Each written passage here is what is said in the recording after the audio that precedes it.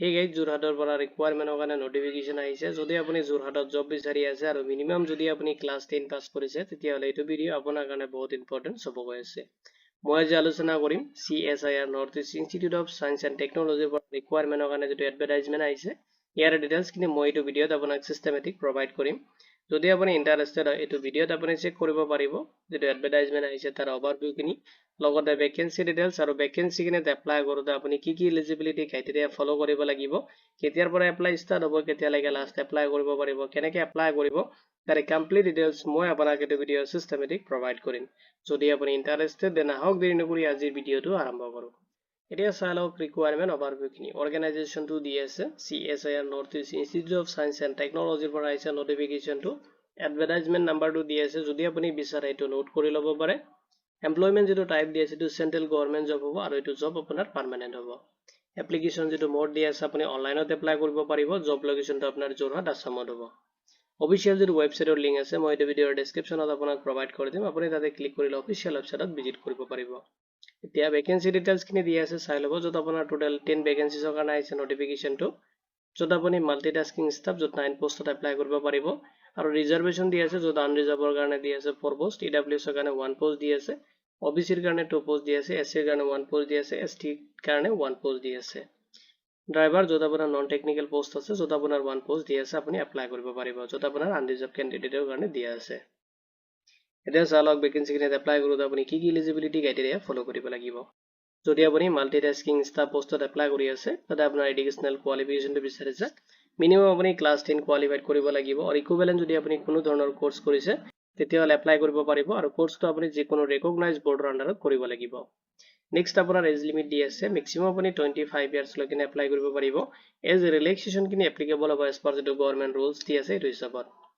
Monthly যেটো স্যালাৰি দি আছে approximate আপুনি 33,375 আপুনি ৰিসিভ কৰিব, যত আপোনাৰ পে লেভেল 1 এপ্লিকেবল হ'ব।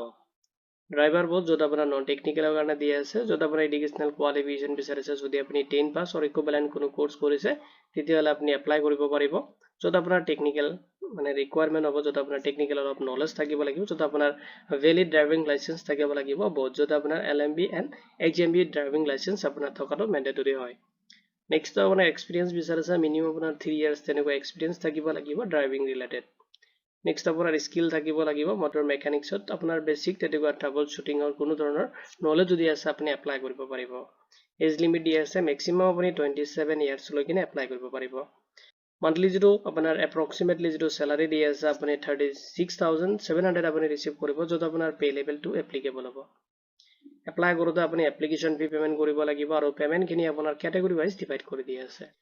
যদি আপুনি জেনাৰেল OBC WS ক্যান্ডিডেট হয় ₹500 আপুনি পেমেন্ট কৰিব লাগিব। যদি আপুনি SC ST PW VD অৰ CSIR এমপ্লয়ি হয় তেতিয়াহ'লে আপুনি এপ্লাই কৰোতে কোনো ধৰণৰ এপ্লিকেশন ফি পেমেন্ট কৰিব নালাগে। পেমেন্ট যেটো মেথড দি আছে আপুনি SBI কালেক্টৰ থ্ৰু পেমেন্ট কৰিব লাগিব, যত আপুনি net banking debit card credit card or UPI through আপুনি SBI কালেক্টৰ দাই কিনে আপুনি পেমেন্ট খিনি কৰিব, তাৰ পিছত আপুনি পেমেন্ট খিনি সাকসেসফুল কৰাব লাগিব। ইম্পৰ্টেন্ট ডেটস কিনে দিয়া আছে, আপোনাৰ যেটো এপ্লাই ষ্টাৰ্ট হৈছে আপোনাৰ May 5, 2026 পৰা আপোনাৰ পোৰ্টেলটো খুলি দিব আৰু আপুনি এপ্লাই কৰিব পাৰিব। এপ্লাইৰ যেটো লাষ্ট ডেট দি আছে June 4, 2026 লৈকে লাষ্ট আপুনি এইটো ৰিকুৱাৰমেন্টত এপ্লাই কৰিব পাৰিব। এতিয়া চাই লওক কেনেকৈ আপুনি অনলাইনত এইটো ৰিকুৱাৰমেন্টত এপ্লাই কৰিব। ফাৰ্ষ্টত আপুনি অফিচিয়েল ওয়েবসাইটত ভিজিট কৰিব লাগিব, যেটো লিংক মই এইটো ভিডিঅ'ৰ ডেসক্ৰিপচনত আপোনাক প্ৰভাইড কৰি দিম। নেক্সট আপুনি কেৰিয়াৰ এণ্ড যেটো ৰিকুৱাৰমেন্ট পোৰ্টেল আছে তাতে ক্লিক কৰিব লাগিব আৰু তাতে আপুনি ফাইন্ড আউট কৰিব লাগিব যেটো লেটেষ্ট ৰিকুৱাৰমেন্ট আহিছে আৰু এডভাৰটাইজমেন্ট নাম্বাৰটো দি আছে। আপুনি তাৰ পৰা এডভাৰটাইজমেন্টটো ডাউনলোড কৰিব আৰু তাতে ডাউনলোড কৰি কিনে আপুনি থ্ৰুলি এবাৰ তাক এলিজিবিলিটি ক্ৰাইটেৰিয়াখিনি চেক কৰি কিনে এপ্লাই অনলাইন বাটনটোত ক্লিক কৰিব। নেক্সট আপোনাৰ যেটো ৰেজিষ্ট্ৰেচন ফৰ্ম হয় এইখিনি আপুনি ফিল আপ কৰিব লাগিব।